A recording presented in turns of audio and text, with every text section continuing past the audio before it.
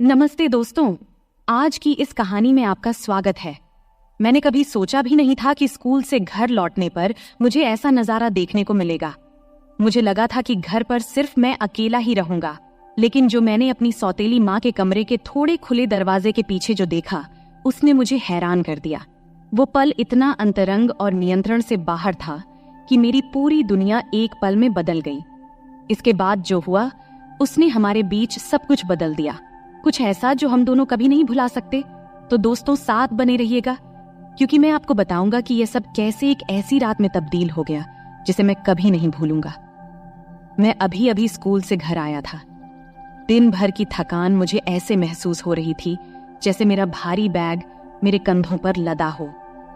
घर में अजीब सी खामोशी थी, बस फ्रिज की हल्की सी आवाज गूंज रही थी। देर दोपहर की सुनहरी धूप फर्श पर लंबी किरणें बिखेर रही थी और सब कुछ शांत सुकून भरा लग रहा था। ऐसा लग रहा था कि जैसे मैं बिल्कुल अकेला हूं। फिर मैंने अपना बैग सोफे पर फेंक दिया, ये सोचते हुए कि पहले कुछ खाऊंगा और फिर थोड़ी देर आराम करूंगा, इससे पहले कि कोई और घर आता। जैसे ही मैं रसोई की ओर बढ़ा, एक आवाज ने मेरा ध्यान खींच लिया। एक धीमी आवाज, लेकिन साफ सुनाई दे रही थी। फिर मैं एक पल के लिए रुक गया, समझ नहीं पा रहा था कि मैं क्या सुन रहा हूं। वो आवाज धीमी थी, जैसे कोई हल्की सी गुनगुनाहट या फुसफुसाहट, लेकिन उसमें कुछ अलग था, कुछ अंतरंग, प्रभावित करने वाला। फिर मैंने और ध्यान से सुना, यह जानने की कोशिश करते हुए कि यह आवाज कहां से आ रही थी। वो आवाज बहुत तेज नहीं थी, लेकिन उसमें कुछ ऐसा था जिसने मुझे बेचैन कर दिया। धीरे धीरे संभलते हुए मैंने हॉल में कदम रखा। मेरे पैर फर्श पर कोई आवाज नहीं कर रहे थे। जैसे मैं आवाज की दिशा के पास पहुंचा, तब मेरी सौतेली माँ के कमरे का दरवाजा थोड़ा खुला हुआ था। बस इतना खुला था कि मुझे बिस्तर का किनारा और उससे आगे का एक हिस्सा दिखाई दे रहा था। मुझे नहीं देखना चाहिए था, ये मुझे पता था कि नहीं देखना चाहिए था, लेकिन कुछ मुझे उस दरवाजे की ओर खींचे जा रहा था। मेरी जानने की इच्छा मुझे मजबूर कर रही थी। फिर मैं थोड़ा और झुककर दरवाजे के उस छोटे से दरार से झांका। तभी मैंने देखा कि मेरी सौतेली माँ बिस्तर पर लेटी हुई थी। उसकी पीठ थोड़ी मुड़ी हुई थी, उसकी आंखें बंद थीं और वो पूरी तरह से आनंद में डूबी हुई थी। एक पल के लिए मैं हिल भी नहीं पाया।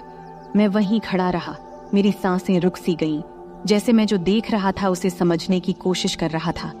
वो खुद को छू रही थी, उसकी उंगलियां धीरे धीरे और बिना रुके एक लय से हिल रही थी और उसकी धीमी धीमी कराहें उसके होंठों से निकल रही थीं। यह दृश्य मेरे भीतर के गहराई तक उतर गया, कुछ ऐसा जो मैंने पहले कभी महसूस नहीं किया था। अब अचानक से देख मेरी धड़कन तेज हो गई। मेरा दिल जोर जोर से धड़कने लगा और मेरे शरीर में गर्मी की एक लहर दौड़ गई। मुझे वहां से चले जाना चाहिए था, चुपचाप पीछे हट जाना चाहिए था और ऐसा दिखावा करना चाहिए था कि मैंने कुछ नहीं देखा। लेकिन मैं हिल भी नहीं पा रहा था। मैं वहीं खड़ा रहा, मेरी आंखें उस पर जमी हुई थी। उसकी हर छोटी सी हरकत मेरे भीतर हलचल मचा रही थी। वो बेहद खूबसूरत लग रही थी। उस पल में उसकी हरकतें इतनी सहज, प्राकृतिक और खूबसूरत लग रही थीं। थोड़ी देर बाद मैंने सोचा, अब मुझे हट जाना चाहिए। तब जैसे ही मैं पीछे हटने वाला था, उसने अपनी आंखें खोल दी। एक पल के लिए मुझे लगा कि मैं पकड़ा गया हूं, लेकिन उसने कोई प्रतिक्रिया नहीं दी। उसने बस मुझे देखा। उसकी नजरें नरम थीं, जैसे बुलावा दे रही हूं। उसमें न कोई गुस्सा था और न कोई हैरानी, बस एक धीमी सी मुस्कान जो मुझे और भी बेचैन कर रही थी। फिर उसने धीरे से कहा, अंदर आओ। उसकी आवाज धीमी और गर्म थी और एक पल के लिए मुझे लगा कि मैंने इसे सुना ही नहीं। लेकिन जब मैं हिला नहीं, तो उसने फिर से मुस्कुराते हुए थोड़ी जोर से कहा, अंदर आओ। उस वक्त मेरे पैर खुद ब खुद हिलने लगे, मुझे कमरे में लेकर जा रहे थे। हर कदम के साथ मेरा दिल तेजी से धड़क रहा था। एक अजीब सी डर और उत्साह की भावना मेरे अंदर घूम रही थी। और जब मैं आखिरकार बिस्तर के पास पहुंचा, उसे नीचे से देखा, तो मैंने अपने बीच की उस खिंचाव को महसूस किया जैसे हवा में कुछ भारी हो। तब भी वो कुछ नहीं बोली, बस अपनी गहरी तीखी नजरों से मुझे देखती रही, जैसे मुझे पूरी तरह से पढ़ रही हो। तभी मैंने कुछ बोलने की कोशिश की, लेकिन कुछ बोल नहीं पाया। अपने आवाज को तब मैं निगल सा गया। मेरा मुंह सूख रहा था और मेरे विचार बेकाबू होने लगे थे, लेकिन उसे कोई फर्क नहीं पड़ा। उसने बस धीरे से मेरा हाथ पकड़ा। उसकी छुअन एकदम नरम और कोमल थी, पर उसमें एक दृढ़ता थी। फिर जैसे ही उसने मुझे और करीब खींचा, अब मेरा दिल तेजी से धड़कने लगा था और मेरे पेट में एक अजीब सा तनाव महसूस हो रहा था, जैसे कोई गांठ बंध रही हो। लेकिन इसके साथ ही कुछ और भी था, कुछ ऐसा जो उत्तेजना जैसा लग रहा था, उम्मीद भरा। जब मैं उसके बिस्तर के किनारे बैठा तो उसने मेरा हाथ नहीं छोड़ा, बल्कि उसने धीरे धीरे उसे अपने शरीर पर नीचे की ओर खींचा, अपने नाजुक कूल्हे के घुमाव पर। तब उसकी त्वचा की गर्मी मेरी उंगलियों के जरिए महसूस हो रही थी। जैसे ही मैंने उसके हाथ को अपने हाथ पर महसूस किया, जो मुझे धीरे धीरे और जानबूझकर निर्देशित लग रहा था, उस वक्त मेरी सांसें थम गई थीं। उसकी त्वचा के नीचे उसकी धड़कन, उसकी संतरे का धीरे धीरे उठना और गिरना, सब मैं महसूस कर रहा था। तब उसने धीरे से कहा, डर मत। उसकी आवाज इतनी धीमी थी कि सुनाई नहीं दे रही थी, लेकिन उसमें एक तरह की कोमलता थी जो मेरे दिल को चुभ गई। बस आराम से रहो। फिर मैंने सिर हिलाया, हालांकि मुझे यकीन नहीं था कि मैं अधिक घबराया हुआ था या उत्साहित था। उसकी उंगलियां मेरी उंगलियों में लिपटी हुई थीं, मुझे निर्देशित कर रही थीं, जैसे हम दोनों एक साथ तालमेल में थे। हर स्पर्श से मेरे शरीर में बिजली की तरह झटका लगता और मैं महसूस कर रहा था कि हमारे बीच का जुड़ाव हर गुजरते पल के साथ और गहरा होता जा रहा था। ये केवल शारीरिक नहीं था, ये कुछ और था, कुछ अंतरंग जो एकदम रियल था। वो पल खींचते चले गए, बाहरी दुनिया फीकी पड़ती गई और बस हम दोनों इस कमरे में रह गए। कुछ ऐसा दे ले रहे थे जो मना था, लेकिन फिर भी सही लग रहा था। समय धीमा हो गया था, हर सांस, हर स्पर्श एक युग की तरह लग रहा था। जैसे जैसे हमारे बीच की बेचैनी चरम पर पहुंचने लगी, उसने मुझे और करीब खींच लिया। उसका शरीर मेरे शरीर से सट गया। तब मैं उसकी त्वचा की गर्मी, उसकी सांसों की गर्मी अपने गले पर महसूस कर रहा था। उसके होंठ हल्के से मेरे कान के पास से गुजरे और उसने फिर से धीरे से फुसफुसाया। उसकी आवाज नरम और हल्की थी। यहीं रहो, उसने धीरे से कहा। उसकी आवाज में एक शांत आग्रह था जिसने मेरा दिल धड़कना बंद कर दिया। मत जाओ। यह सब सुन मैं चाहकर भी नहीं जा सकता था। हमारे बीच का खिंचाव बहुत गहरा था, जुड़ाव बहुत मजबूत था। हम इस पल में बंध गए थे और बाकी सब कुछ साधारण से परे था। मैं धीरे से उसकी ओर झुका। मेरे होंठ उसके होंठों से कुछ इंच की दूरी पर थे। उसकी सांसों की गर्मी मेरी त्वचा पर महसूस हो रही थी। समय जैसे रुक सा गया था, दुनिया ने जैसे अपनी सांस रोक रखी हो, क्योंकि हम दोनों एक ऐसी चीज के किनारे पर थे जिसे हम दोनों नकार नहीं सकते थे। हमारे बीच की हवा उम्मीद से भारी थी और उस खिंचाव ने मेरी पूरे शरीर में सिहरन पैदा कर दी थी।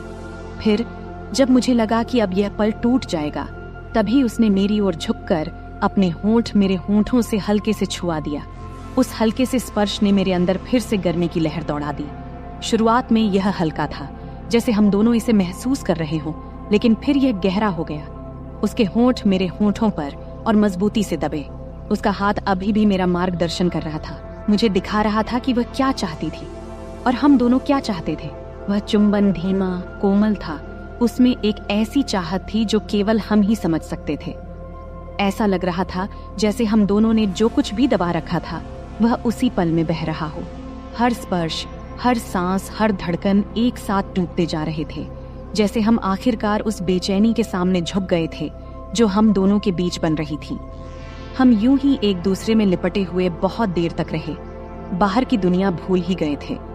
मैं महसूस कर सकता था कि उसका शरीर हल्का सा कांप भी रहा था और उसकी धीमी सांसों की आवाज हमारे बीच की हवा में गूंज रही थी। आखिरकार वह थोड़ा पीछे हटी। तब उसका माथा मेरे माथे से टकरा रहा था। उसकी आंखें आधे बंद थीं, आधे खुली थीं, जैसे वह अपनी सांसें संभाल रही हो। तब मैंने उसके होंठों पर एक हल्की सी मुस्कान देखा, जिसमें एक तरह की संतुष्टि थी जिसने मेरे दिल को खुशी से भर दिया था। तुम ठीक हो? उसने धीरे से पूछा।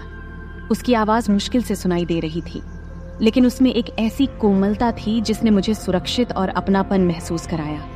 मैंने हाँ सिर हिलाया, क्योंकि शब्द मेरे मुंह से नहीं निकल रहे थे। वह फिर से मुस्कुराई। उसकी उंगलियां मेरे बालों के बीच हल्के से गुजरते हुए उसने एक बार फिर मेरी ओर झुककर मेरे गाल पर हल्के से अपने होंठ छुआ दिए और फिर पूरी तरह से पीछे हट गई। कमरे में अब एक गर्म, शांत माहौल था। जो तनाव पहले था, वह अब एक कोमल, चमकदार संतुष्टि में बदल गया था। हम दोनों ने काफी देर तक कुछ नहीं कहा, बस यूं ही बैठे रहे। हमारी सांसें धीरे धीरे सामान्य हो रही थीं। हमारे बीच की गर्मी अब कुछ और नरम, अधिक अंतरंग हो गई थी। फिर उसने अपना सिर मेरे कंधे पर रख दिया और मैंने अपना हाथ उसके चारों ओर लपेट लिया और उसे करीब खींच लिया, जैसे हम इस धीमी ढलती रोशनी में बैठे थे। घर की हल्की फुल्की आवाजें हमें घेर रही थीं। जो कुछ भी हमारे बीच था वह नया, नाजुक और पूरी तरह से अचानक ही हुआ था। लेकिन उस पल में इन सब का कोई मतलब नहीं था। बस इतना ही मायने रखता था कि हम यहाँ थे, कुछ ऐसा लेन देन कर रहे थे जो बेहद खास लग रहा था, कुछ ऐसा जो किसी भी कल्पना से परे था। और फिलहाल इतना ही काफी था। इस सब से हम दोनों के बीच की खामोशी धीरे धीरे कम हो रही थी। उधर खिड़की से छनछनाती आ रही धूप अब हल्की होने लगी थी। कमरे में एक नरम सुनहरी चमक बिखर रही थी, लेकिन अंदर हर चीज में एक अदृश्य ऊर्जा भरी हुई थी।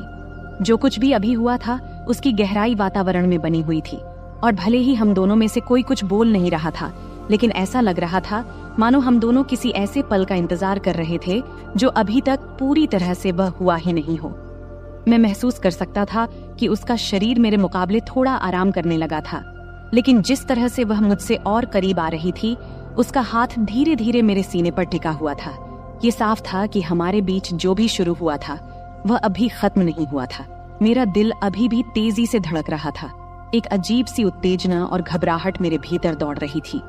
उसकी उपस्थिति का हर हिस्सा मेरी चेतना पर हावी था। उसकी धीमी सांसें, उसकी त्वचा की गर्मी जो मेरी त्वचा के संपर्क में थी, और उसके परफ्यूम की हल्की खुशबू जो अभी भी हवा में बसी हुई थी।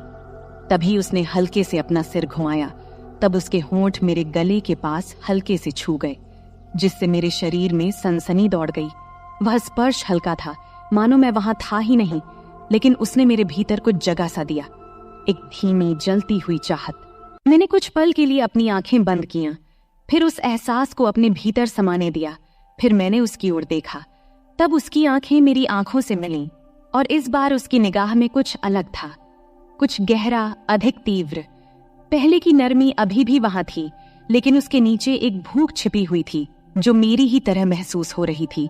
उसने एक शब्द भी नहीं कहा, लेकिन जिस तरह से उसकी उंगलियां मेरी शरीर पर हल्के हल्के घेरे बना रही थीं, उसने मुझे सब कुछ बता दिया। फिर मैंने आगे बढ़कर उसके होंठों को फिर से छुआ, लेकिन इस बार कोई हिचकिचाहट नहीं थी, कोई सीमाओं को परखने की कोशिश नहीं थी। यह चुंबन गहरा था, अधिक तीव्र, मानो वह चाहत जो हम दोनों ने अब तक रोकी हुई थी आखिरकार बाहर निकल आई थी। उसकी उंगलियां भी मेरे सीने पर सरकने लगीं।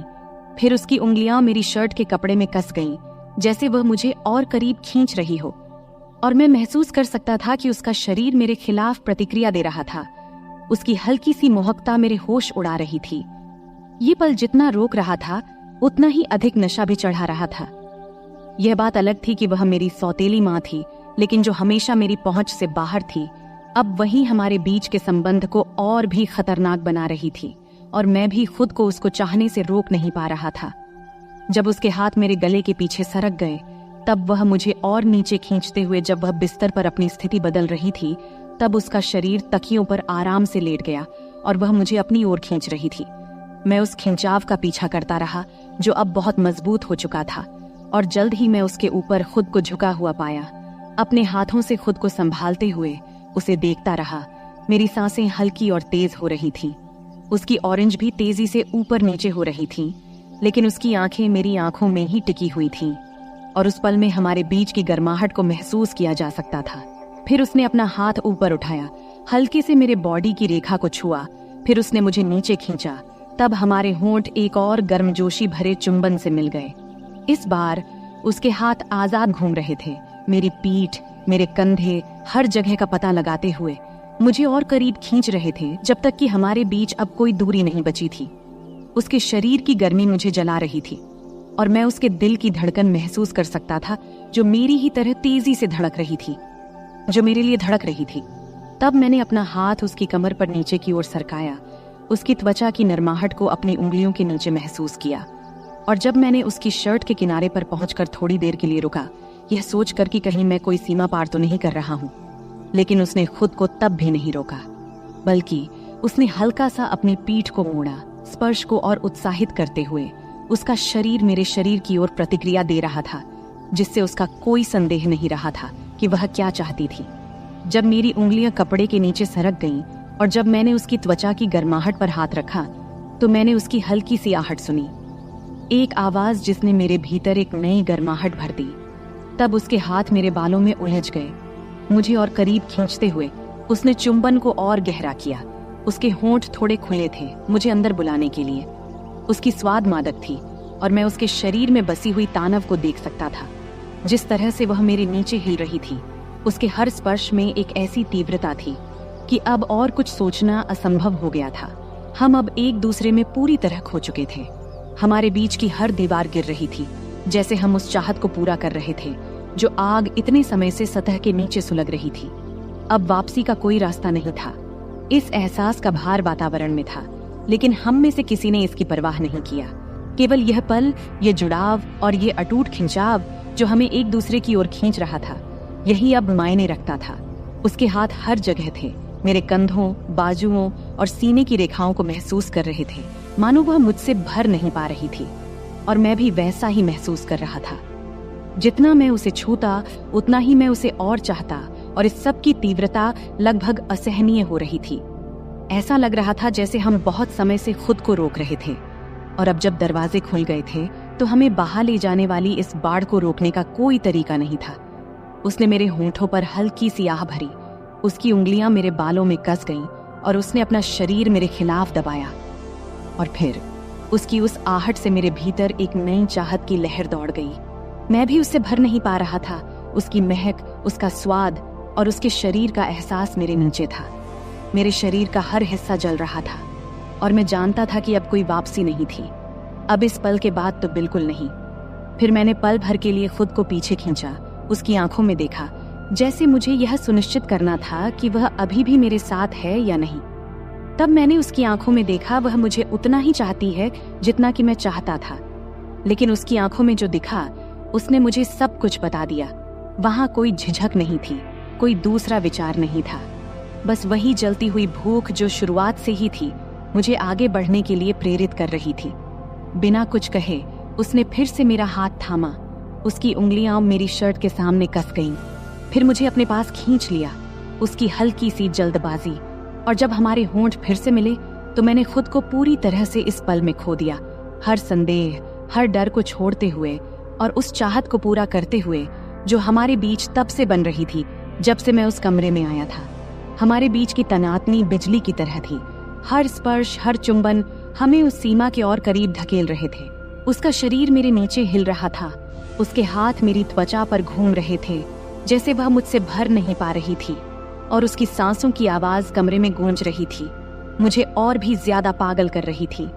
अब हम पूरी तरह से एक दूसरे में खो गए थे, उस जुनून में उलझे हुए थे जिसने हमें पूरी तरह से अपने कब्जे में ले लिया था, और अब कोई वापसी नहीं थी।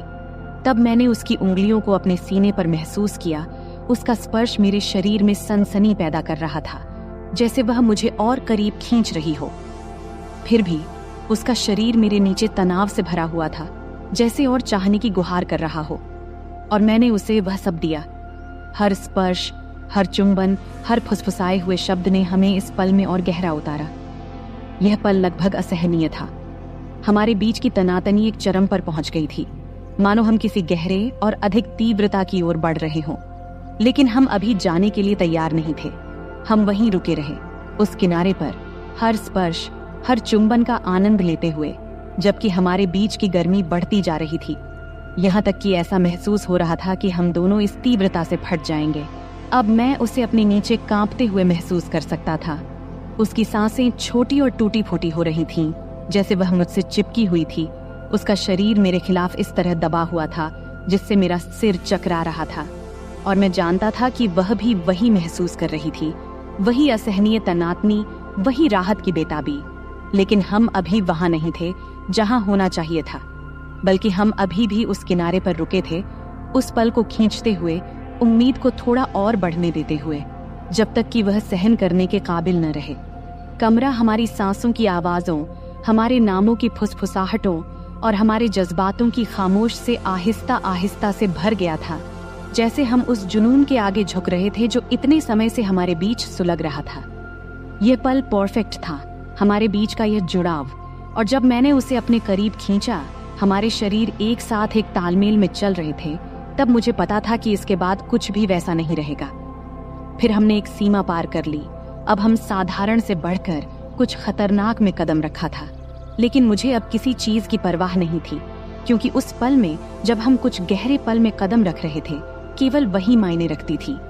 उसका स्पर्श, उसका चुंबन, उसके शरीर का एहसास, जैसे हम पूरी तरह से एक दूसरे में खो गए हों। और जब हम आखिरकार खुद को एक दूसरे में जाने देने लगे, चूंकि मुझे पता था कि यह तो बस अभी शुरुआत थी। तो दोस्तों, यह थी हमारी आज की छोटी सी कहानी। आपको यह कहानी कैसी लगी? कमेंट करके जरूर बताएं। अगर आपको यह कहानी पसंद आई हो तो इसे लाइक करें और अपने दोस्तों के साथ शेयर करें।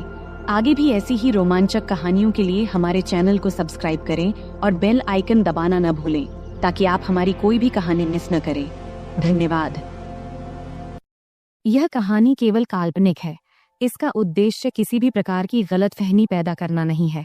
नमस्ते दोस्तों, आपका स्वागत है हमारी आज की कहानी में। मैं रोहन हूँ और मेरी उम्र 26 साल है। अभी मेरी शादी तो नहीं हुई है, लेकिन मेरी भाभी मुझ पर ही रहती हैं। मैंने कभी सोचा नहीं था कि मेरी भी कहानी होगी, लेकिन किस्मत को कुछ और ही मंजूर था। उसने ऐसी कहानी गढ़ दी कि जिसे सुनकर आपके रोंगटे खड़े हो जाएंगे। चलिए दोस्तों, कहानी में आगे बढ़ते हैं।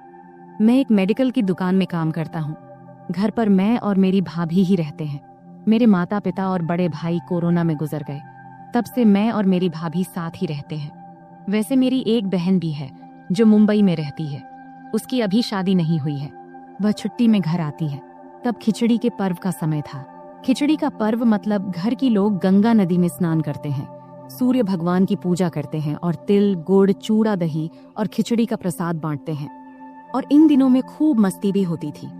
तब मेरी भाभी अकेले यह सब नहीं कर पाती, इसीलिए मेरी बहन छुट्टी लेकर घर आ गई थी। मेरी कहानी शुरू होने के 4 दिन पहले मेरे जिगरी दोस्त समीर ने फोन किया। फिर समीर बोला, हेलो रोहन, सुन यार, आज मटन खाने का मन कर रहा है और साथ में थोड़ा दारू भी, बोल चलेगा ना? तब मैंने कहा, हाँ ठीक है। तब शाम को जब काम से छुट्टी मिलने के बाद मैं बार में गया तो समीर पहले ही वहां पहुंच चुका था। फिर हमने दारू की ऑर्डर दिया और बातें करते हुए मैंने ज्यादा दारू पी लिया। समीर ने कहा, यार बस हो गया, अब चल घर चलें। तब मैं थोड़ी ज्यादा पी चुका था, इसलिए उठते समय थोड़ा डगमगा रहा था। तब घर पहुंचकर गाड़ी खड़ी करते समय मुझे स्टैंड नहीं मिल रहा था। जैसे तैसे करके मैं अंदर आया और देखा कि हॉल में नाइट रेड बल्ब जल रहा था, जिससे मुझे सब धुंधला दिख रहा था। तब जैसे ही मैं कमरे की ओर बढ़ा, मैंने देखा कि सोफे के नीचे चटाई पर कोई सो रहा है। फिर पास जाकर मैंने देखा, वह तो मेरी बहन रिया काले गाउन पहने सो रही थी। तब मुझे लगा कि वह मेरी भाभी है। शायद वह मेरी इंतजार करते करते वहीं सो गई थी। तब दारू के नशे में मैंने बहन को सीधा किया। तब भी वह सो रही थी। फिर मैंने सोचा कि अगर वह उठेगी तो चिल्लाएगी, इसलिए मैंने पहले ही तैयारी कर लिया। तब उसने थोड़ा हिलकर उठने की कोशिश किया, लेकिन मैं उसे नीचे धकेलता रहा। तब भी मेरी बहन उठने की कोशिश करती रही, लेकिन मेरे जोश के कारण वह उठ नहीं पाई। दोस्तों, तब वह कुछ मिनटों तक वह चुपचाप लेटी रही। जब उसने कोई हरकत नहीं की तो मैं भी शांत हो गया। हमेशा की तरह ज्यादा देर तक नहीं रुका, जल्दी ही उठकर एक तरफ लेट गया और सो गया। फिर सुबह के 4 बजे के करीब जब मुझे पेशाब के लिए उठना पड़ा तो मैं खुद को अस्वस्थ महसूस कर रहा था। तब नशा कुछ कम हो गया था। फिर जल्दी से कपड़े पहना, पेशाब किया और वापस जाके सो गया। फिर सुबह को मेरी भाभी ने मुझे उठाया। तब देर हो चुकी थी, इसलिए मैंने जल्दी जल्दी तैयार होना शुरू किया। तैयार होते समय मेरी बहन रिया मुझे कुछ अजीब नजरों से देख रही थी। फिर मैंने नाश्ता किया और काम पर निकलने लगा। तभी मेरी भाभी ने टिफिन देते हुए पूछा, रात को बेडरूम में क्यों नहीं आई? यह सुनकर मैं हैरान रह गया। तब मैंने कुछ नहीं कहा और काम पर चला गया। रास्ते में जाते समय सोचने लगा कि रात को मैंने कुछ किया था क्या। उस दिन पूरे दिन भर यही ख्याल मेरे दिमाग में चलता रहा। फिर दोपहर को लगभग 2:30 बजे मेरी बहन रिया का फोन आया। रिया बोली, हेलो भैया, कहाँ हो? मैंने जवाब दिया, काम पर हूँ। क्यों? रिया ने कहा, मुझे आपसे मिलना है, मैं वहीं आ रही हूँ। तब आई ने कहा, ठीक है, आ जाओ। फिर थोड़ी देर बाद रिया आई। फिर मैं दुकान के बाहर उससे मिलने गया। तब वह एक कोने में खड़ी थी। फिर मैंने उससे पूछा, क्यों, क्या काम है? रिया ने जवाब दिया, आपको सच में नहीं पता मैं क्यों आई हूँ? तब मैंने कहा, पहले ही मेरा सिर दर्द कर रहा है। तब रिया बोली, भैया किस बात से आपका दर्द हो रहा है? ज्यादा सोने से या कुछ और? तब मैंने जवाब दिया, रात को ज्यादा सोने से। तभी रिया बोली, या फिर कुछ और करने से भैया। तब उसके सवालों से मुझे समझ में आया कि रात को कुछ जरूर हुआ था। उसने आगे कहा, तुम्हें सच में नहीं पता कि रात को क्या हुआ? तब उसकी बातों में गुस्सा नहीं था, लेकिन एक अजीब सा एहसास था। फिर मैंने माफी मांगते हुए कहा, मुझे माफ कर दो, नशे में ऐसा हो गया। फिर मैं उसके पैरों में गिरने लगा, लेकिन उसने मुझे रोक दिया। रिया बोली, अरे क्या कर रहे हो भैया, लोग क्या कहेंगे? मैंने कहा, क्या करूं, मुझसे गलती हो गई। इस पर रिया बोली, रात को जो हुआ वह अब हो चुका है। पहले तो मुझे बहुत बुरा लगा, लेकिन फिर मैंने सोचा मैं भी एक औरत हूँ, मुझे भी वो सब चाहिए। इस पर तुरंत ही मैंने कहा, तुम्हारा क्या मतलब? रिया बोली, देखो भैया, मैं साफ साफ कह रही हूँ, रात को तुम मुझसे नजदीक आए, अब तुम्हें ही मुझे पूरा करना होगा। अब मैंने तुम्हारी भलाई के लिए दवाई भी ली है। मैंने कहा, लेकिन तुम मेरी बहन हो, ऐसा कैसे हो सकता है? रिया बोली, मैंने कई कहानियां पढ़ी हैं जिसमें भाई बहन का ऐसा रिश्ता होता है। मैं तुम्हें रोक नहीं रही हूँ, लेकिन अगर तुम मना करोगे तो मैं बाहर ही चली जाऊंगी। ये सुनकर मैंने कहा, ठीक है, लेकिन घर पर भाभी के रहते ये सब कैसे होगा? रिया बोली, मैंने उसे मायके जाने के लिए तैयार कर लिया है। रात को वह तुमसे पूछेगी तो तुम उसे जाने देना, फिर हम बात करेंगे। इस तरह मेरी भाभी अपने मायके चली गई और मैं सोचता रहा कि अब क्या करूं हमारे रिश्ते में। तब मैंने मोबाइल में बहन के कुछ फोटो देखने लगा। उसमें मुझे सब कुछ दिखा, लेकिन एक दिक्कत थी कि खिचड़ी के 14 दिनों में कैसे और क्या करेंगे। फिर मैंने गूगल पर सर्च किया।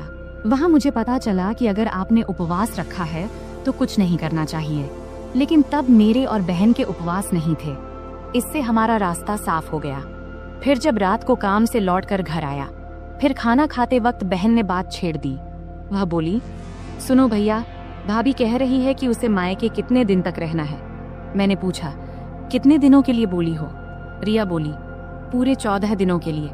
इस पर मैंने कहा, ठीक है, भाभी का थोड़ा आराम भी हो जाएगा, इससे भाभी भी खुश हो जाएगी और तुम भी। फिर खाना खत्म होने के बाद बहन ने बर्तन साफ किया और बाकी काम निपटाने लगी। वैसे यह सब काम मेरी भाभी का होता था, लेकिन अब उसके गैर मौजूदगी में यह सारा बहन को करना पड़ रहा था। अब बर्तन धोने के बाद रिया मेरे पास आकर बैठ गई। फिर रिया बोली, नाराज तो नहीं हो ना भैया तुम?